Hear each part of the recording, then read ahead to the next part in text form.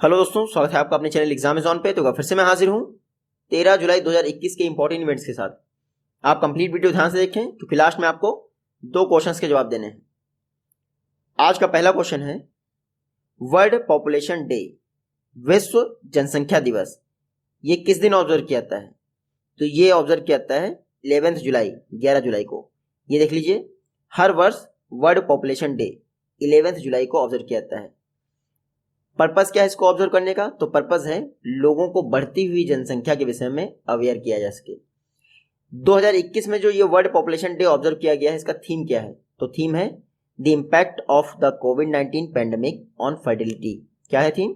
The impact of the covid pandemic on fertility. First time world Population day कब मनाया गया था? तो 1990 11 जुलाई को फर्स्ट टाइम मनाया गया था वर्ल्ड पॉपुलेशन डे। इसको मनाता कौन है? तो यूएन पॉपुलेशन फंड इसको मनाता है। यूएन पॉपुलेशन फंड की बात करें, 1969 में स्थापना हुई थी, न्यूयॉर्क में इसका हेडक्वार्टर है और एग्जीक्यूटिव डायरेक्टर कौन है? Natalia Kanem. तो याद रखिएगा 11 जुलाई World Population Day. Next question है, इंडिया का पहला क्रिप्टोगेमिक गार्डन हाल ही में किस शहर में इनॉग्रेट किया गया है? तो इंडिया का पहला क्रिप्टोगेमिक गार्डन देहरादून में इनॉग्रेट किया गया। कहां पे? देहरादून में। उत्तराखंड की कैपिटल देहरादून में भारत का पहला क्रिप्टोगेमिक गार्डन इनॉग्रेट किया गया है। यहाँ पर 50 डिफरेंट टाइप की स्पीसीज को उगाया जाएगा। अच्छा, ये क्रिप्टोगेमिक गार्डन इसको इनॉग्रेट किसने किया है? तो जाने माने सोशल एक्टिविस्ट अनूप नौटियाल ने इनॉग्रेट किया है।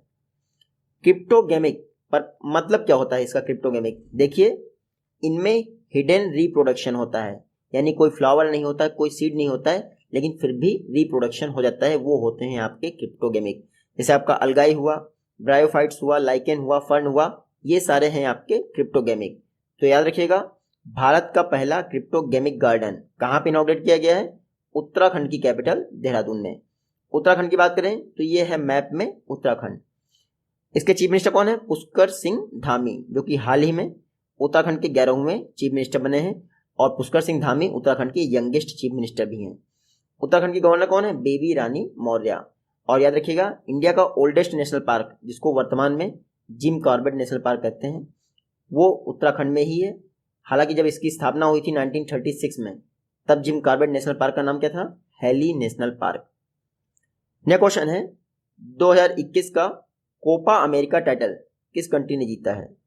तो 2021 में कोपा अमेरिका फुटबॉल टूर्नामेंट ये जीता है अर्जेंटीना ने। किसने? अर्जेंटीना ने। ये देख लीजिए, लियोनेल मेसी, आपको पता ही है, जाने माने फुटबॉलर हैं लियोनेल मेसी। इन्होंने कोपा अमेरिका टूर्नामेंट जीत लिया है। किसको हराकर? ब्राजील को हराकर। Lionel Messi Argentina football team के कैप्टन हैं। इन्होंने ब्राजील को हरा दिया है फाइनल मैच में। ये फाइनल मैच कहाँ खेला गया था? तो रियो डी जेनेरो के मरकाना स्टेडियम में खेला गया था। याद रखिएगा, लियोनेल मेसी की ये पहली इंटरनेशनल ट्रॉफी है। इससे पहले कोई भी इंटरनेशनल टूर्नामेंट लियोनेल मेसी ने नहीं जीता है। तो कोपा अमेरिका 2021 जो कि 47th एडिशन था कोपा अमेरिका टूर्नामेंट का, उसको जीता है अर्जेंटीना ने। किसको हराया है? ब्राजील को हराया। याद रखिएगा, जब से इस मैच की, यानी जब से इस टूर्नामेंट की शुरुआत हुई कोपा अमेरिका की 1991 से, तब से अभी तक किसी बाहरी कंट्री ने, यानी कि साउथ अमेरिकन कंट्रीज के अलावा किसी कंट्री ने इसमें पार्टिसिपेट नहीं किया है। कोपा अमेरिका टूर्नामेंट को सबसे ज्यादा बार किसने जीता है? उरुग्वे ने सबसे ज्यादा बार जीता है और अभी तक ब्राजील इसका चैंपियन था लास्ट। अब कौन हो गया है? अर्जेंटीना। याद रखिएगा, टीम के कैप्टन कौन है? Lionel Messi. नेक्स्ट क्वेश्चन है, अबी अहमद हाल ही में किस कंट्री के प्रधानमंत्री वापस से री इलेक्ट किए गए हैं? तो अबी अहमद दोबारा एथियोपिया के प्राइम मिनिस्टर बन गए हैं। काम ही ऐसा किया है। ये देख लीजिए, ये हैं अबी अहमद, दोबारा से एथियोपिया के प्राइम मिनिस्टर बन गए हैं, प्रधानमंत्री। अगले 5 वर्ष के लिए इनका सेकंड टर्म जो है कंप्लीट हो गया है। कंप्लीट नहीं मतलब स्टार्ट हो गया है। तो याद रखिएगा, अबी अहमद हाल ही में एथियोपिया के प्रधानमंत्री वापस चुन लिए गए हैं। इनको 2019 में नोबेल पीस प्राइज मिला था। इतना बेहतरीन काम किया था। क्यों? मैं अभी बताता हूँ। ये देख लीजिए, ये है मैप में आपकी एथियोपिया। इसके ही नए प्रधानमंत्री बने हैं अबी अहमद। जब अबी अहमद प्रधानमंत्री थे तो इरिट्रिया और इथियोपिया में उससे पहले बहुत बड़ा विवाद चल रहा था लैंड बाउंड्री को लेकर। अबी अहमद जी प्रधानमंत्री बने, उन्होंने क्या कहा कि अरे छोड़ो यार, हमारे पास इतना एरिया है, इरिट्रिया को दे देते हैं और बढ़िया बिल्कुल शांति होगी दोनों देशों के बीच में। तो इसीलिए इनको 2019 में नोबेल पीस प्राइज मिला था। तो अबी अहमद वापस से इथियोपिया के प्रधानमंत्री बन गए हैं।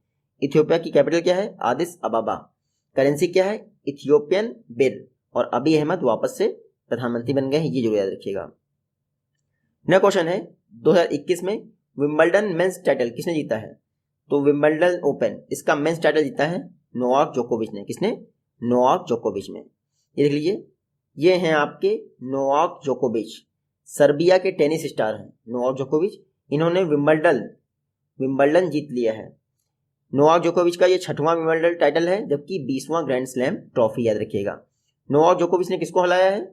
तो इटली के मैटियो बेरेटेनी को हरा दिया है, तो उनका नाम भी याद रखिएगा। मैटियो बेरेटेनी को हराकर नोवाक जोकोविच ने विंबलडन को जीत लिया है। इस बार जो 2021 में विंबलडन की चैंपियनशिप थी, वो इसका 134वां एडिशन था, याद रखिएगा। वर्ल्ड की ओल्डेस्ट टेनिस टूर्नामेंट है विंबलडन। 1877 में इसकी शुरुआत हुई थी।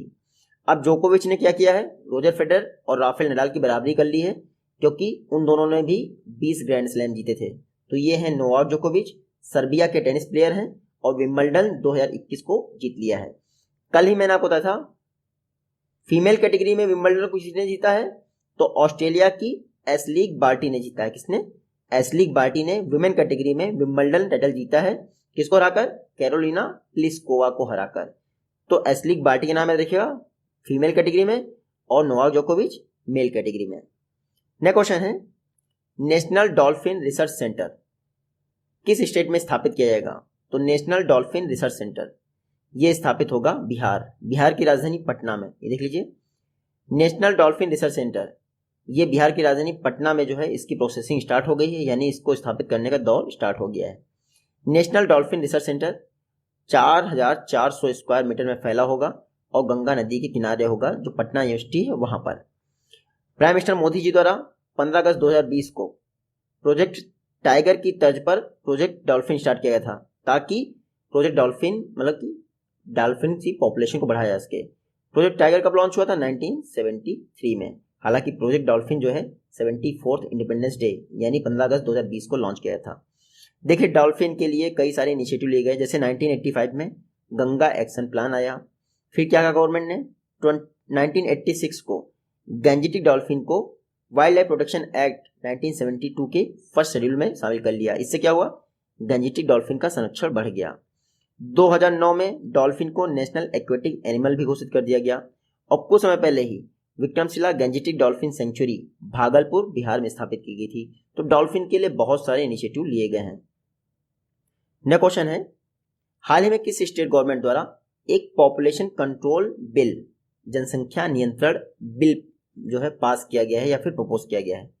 हाल ही में यूपी ने पॉपुलेशन कंट्रोल बिल जो है इंट्रोड्यूस किया है, यानी हम दो हमारे दो से ऊपर बच्चे होंगे तो आपको कई सारी गवर्नमेंट बेनिफिट्स नहीं मिलेंगे। देख लेते हैं, यूपी पॉपुलेशन बिल 2021 इंट्रोड्यूस किया गया है उत्तर प्रदेश की विधानसभा में। इसमें क्या होगा? अगर 2 से ज़्यादा बच्चे हैं तो लोकल पोल्स में आपको मतलब कि जो स्थानीय निकाय चुनाव होते हैं उसमें आप पार्टिसिपेट नहीं कर सकते हैं। गवर्नमेंट जॉब में आपको प्रमोशन लेने में दिक्कत हो सकती है। साथ ही साथ गवर्नमेंट सब्सिडी के लिए आपको मना कर दिया जा सकता है। और अगर आपके 2 बच्चे हैं, इसको आप मतलब कि 2 बच्चों को मेंटेन रखते हैं, तो एडिशनल इंक्रीमेंट दिए जाएंगे, 2 एडिशनल इंक्रीमेंट आपकी सर्विस के दौरान। साथ ही साथ 12 महीने की पैटर्निटी लीव भी दी जाएगी और अन्य अलाउंस मिलेंगे। साथ ही साथ जो पीएफ में एम्प्लॉयर का कंट्रीब्यूशन होता है उसको 3% और बढ़ा दिया जाएगा। अभी 12% होता है, फिर 15% होगा। तो नई जनसंख्या नीति यूपी ने लाई है, हम 2 हमारे 2। यूपी के chief minister Yogi Adityanath, governor कौन है? आनंदीबेन पटेल। याद रखिएगा, इंडिया की first female chief minister Sucheta Kripalani वो यूपी में बनी थी। इंडिया की first female governor Sarojini Naidu वो भी यूपी में ही बनी थी। और रिसेंटली यूपी में कप्पा कोविड-19 वेरिएंट के केसेस पाए गए हैं। कप्पा याद रखिएगा, कप्पा कोविड-19 वेरिएंट। नेक्स्ट क्वेश्चन है सैयद उस्मान अजहर मखसूसी, इनको यूके के Commonwealth point of light award से सम्मानित किया गया है। आपको बताना, सैयद उस्मान अजहर मखसूसी ये कहाँ से बिलोंग करते हैं? तो ये बिलोंग करते हैं हैदराबाद से। ये देख लीजिए आप, ये हैं सैयद उस्मान अजहर मखसूसी। इनको यूके द्वारा जो आपका Commonwealth point of light award है उससे सम्मानित किया गया है। तो आपसे एग्जाम में ये भी पूछ सकते हैं कि किसको Commonwealth point of light award से सम्मानित किया गया है? तो सैयद उस्मान अजहर मखसूसी को Commonwealth point of light award से सम्मानित किया गया है। अच्छा, किस लिए सम्मानित किया गया है? क्योंकि इनके द्वारा एक फूड ड्राइव रन की जाती है, हंगर हैज नो रिलीजन। ये हंगर हैज नो रिलीजन के दौरान पर डे लगभग 1500 लोगों को भोजन करवाते हैं। इसीलिए मकसूसी जी को Commonwealth point of light award से सम्मानित किया गया है। तो याद रखिएगा, सैयद उस्मान अजहर मकसूसी, इनको Commonwealth point of light award से सम्मानित किया गया है और ये हैदराबाद से बिलोंग करते हैं। ये यूके गवर्नमेंट द्वारा UK prime minister point of light programme launch किया था, उसी के तहत हर वर्ष 2018 के बाद से Commonwealth point of light award दिया जाता है। इस बार सैयद उस्मान अजहर जी को दिया गया है, हैदराबाद वाले। नेक्स्ट क्वेश्चन है, ट्राइबल कम्युनिटीज के ट्रेडिशन, कल्चर, फेथ, इनको प्रिजर्व करने के लिए किस स्टेट गवर्नमेंट द्वारा एक नया डिपार्टमेंट बनाया गया है? तो हाल ही में असम गवर्नमेंट ने एक नया डिपार्टमेंट बनाया है ताकि इंडिजिनस लोगों के लिए और ट्राइबल कम्युनिटीज के जो भी ट्रेडिशन हैं, कल्चर हैं, फेथ हैं, उनको प्रिजर्व किया सके। देखिए, धर्मांतरण इंडिया में बहुत होता है, तो इसको रोकने के लिए इनिशिएटिव लिया है असम गवर्नमेंट ने। तो देखिएगा, असम गवर्नमेंट द्वारा एक नया डिपार्टमेंट ही बना दिया गया है ताकि इंडिजिनस यानी स्थानीय लोगों के लिए और ट्राइबल कम्युनिटीज के जो भी ट्रेडिशन हैं, कल्चर हैं, फेथ हैं, उनको प्रिजर्व किया सके। खास बात क्या है, ये जो डिपार्टमेंट होगा इसको एक अथॉरिटी दी गई है कि अगर 2 करोड़ तक के प्रोजेक्ट को आप अकेले ही ग्रीन सिग्नल दे सकते हैं, इसके लिए किसी और की जरूरत नहीं होगी। तो ट्राइबल कम्युनिटी और इंडिजिनस लोगों के कल्चर को प्रिजर्व करने के लिए एक डिफरेंट डिपार्टमेंट किसने बनाया है? असम ने। असम की बात करें, हिमंता बिस्व शर्मा असम के नए चीफ मिनिस्टर बने थे। जगदीश मुखी असम के गवर्नर हैं। याद रखिएगा, इन वर्ल्ड का वन एंड ओनली फ्लोटिंग नहीं, वर्ल्ड का सबसे बड़ा रिवरिन आइलैंड माजुली द्वीप कहाँ पे है? असम में है। उसके अलावा असम में एक मकड़ी की नई प्रजाति पाई गई है जिसका नाम है ग्रावेलिया बोरो, पहली बार असम में पाई गई है। नेक्स्ट क्वेश्चन है, महमूदुल्लाह रियाद, इन्होंने टेस्ट क्रिकेट से संन्यास ले लिया है। ये किस कंट्री से बिलोंग करते हैं? तो महमूदुल्लाह रियाद ये बिलोंग करते हैं बांग्लादेश से। कहाँ से? बांग्लादेश से। ये देख लीजिए, ये हैं आपके महमूदुल्लाह रियाद, बांग्लादेश से बिलोंग करते हैं, बांग्लादेश के बैट्समैन हैं। हाल ही में इन्होंने टेस्ट क्रिकेट से संन्यास ले लिया है। बस इतना याद रखिएगा। 2009 में इन्होंने डेब्यू किया था वेस्ट इंडीज के खिलाफ मैच में, महमूदुल्लाह रियाज। बांग्लादेश की बात करें, कैपिटल है ढाका, करेंसी क्या है? टका। बांग्लादेश की प्राइम मिनिस्टर है शेख हसीना, गवर्नर प्रेसिडेंट कौन है? अब्दुल हामिद। और याद रखिएगा, हाल ही में Indian council for cultural relation, इन्होंने एक बांग्लादेश बंगबंधु चेयर स्थापित की है दिल्ली यूनिवर्सिटी में। बंगबंधु चेयर ICCR ने स्थापित की है दिल्ली यूनिवर्सिटी में। नेक्स्ट क्वेश्चन है, विंबलडन जूनियर मेंस टाइटल किसने जीता है? तो सीनियर मेंस टाइटल किसने जीता है? नोवाक जोकोविच ने। तो आपको बताना है विंबलडन जूनियर मेंस टाइटल किसने जीता है? ये जीता है आपके समीर बनर्जी ने। Indian American origin Sameer Banerjee द्वारा विंबलडन जूनियर मेंस टाइटल जीत लिया गया है। समीर बनर्जी ने क्या किया? ये देख लीजिए, अमेरिका के ही एक पर्सन को हरा दिया। तो याद रखिएगा, समीर बनर्जी ने विंबलडन जूनियर मेंस टाइटल जीत लिया है और ये मात्र 17 वर्ष के हैं। नेक्स्ट क्वेश्चन देखते हैं, हाल ही में किस कंट्री के रिसर्चर्स द्वारा एक ब्राइट यानी चमकता हुआ hydrogen deficient fast evolving supernova खोजा गया है? तो बहुत प्राउड की बात है, इंडिया के वैज्ञानिकों ने एक सुपरनोवा खोजा है। सुपरनोवा क्या होता है? तो आपने वो मूवी देखी है थॉर रैग्नारोक, उसमें एक न्यूट्रॉन स्टार होता है जिसके थ्रू जो है वो लोग वापस जाते हैं, उसको कहते हैं सुपरनोवा। देखिए, सुपरनोवा तभी कोई स्टार बन सकता है जबकि उसका वेट सूरज के वेट से लगभग 25 गुना अधिक हो। तो 25 गुना अधिक हो तभी आप सुपरनोवा बन पाएंगे। तो बेसिकली एक न्यूट्रॉन स्टार होता है और धीरे धीरे ये सुपरनोवा में बदल जाता है। इसकी मैग्नेटिक फील्ड बहुत स्ट्रांग होती है। ये है आपका सुपरनोवा, देख रहे हैं, चमकता हुआ एक सितारा। हाल ही में इंडिया के रिसर्चर्स ने इसको खोजा है। आप इसका नाम याद रख लीजिए, इसका नाम क्या है? SN 2020 अंक। क्या नाम है? SN 2020 अंक। पहली बार इसको ज़्विकी ट्रांजिएंट फैसिलिटी द्वारा खोजा गया था। हाल ही में आपकी एरीज जो कि नैनीताल में है, Aryabhatta research institute of observational sciences, ARIES ने खोजा है। सुपरनोवा का नाम क्या है? SN 2020 अंक। किसने खोजा है? एरीज नैनीताल यानी इंडियन रिसर्चर्स ने। न्यूट्रॉन स्टार इसके आगे बन जाता है आपका सुपरनोवा। नेक्स्ट क्वेश्चन है,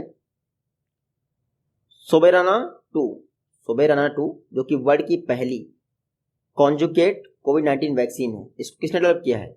तो सोबेराना 2 इसको डेवलप किया है क्यूबा ने। किसने? क्यूबा ने। तो ये देख लीजिए, ये है आपकी मैप में क्यूबा।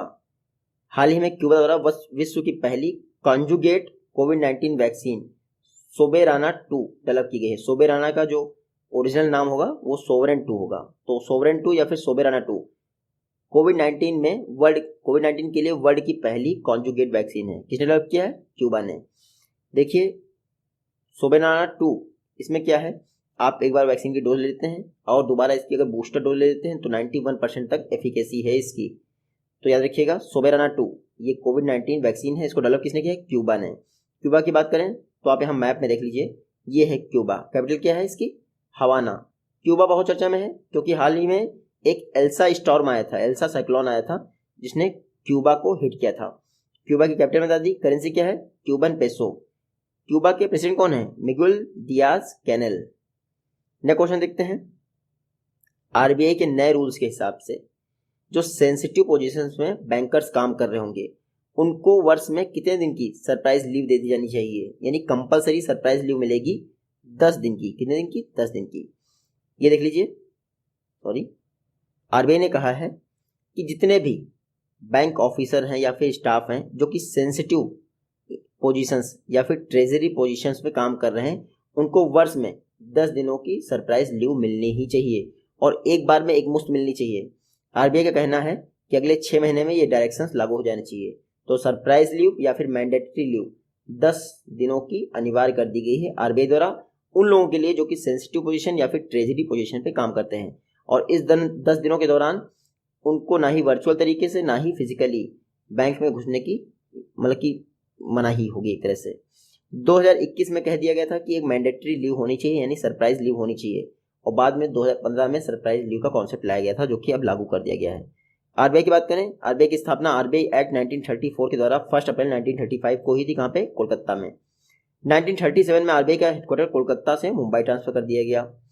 आरबीआई के वर्तमान में 25th गवर्नर कौन है? शक्तिकांत दास। हालांकि फर्स्ट आरबीआई गवर्नर थे ऑसबॉर्न स्मिथ और फर्स्ट भारतीय गवर्नर थे सी.डी. देशमुख। नेक्स्ट क्वेश्चन देखते हैं। वर्जिन गैलेक्टिक रॉकेट ये पहला सक्सेसफुल क्रू टेस्ट फ्लाइट रहा है स्पेस में।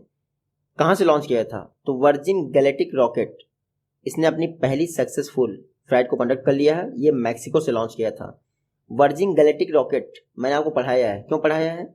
क्योंकि second Indian born women Sirisha Bandla second Indian born women है जो कि इसी वर्जिन गैलेक्टिक 2 रॉकेट से ऊपर गई थी अंतरिक्ष में।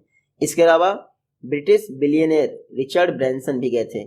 तो ये वर्जिन का रॉकेट है जो कि स्पेस में लेके गया था सिरिसा बंदला जी को। ये आंध्र प्रदेश से बिलोंग करती हैं।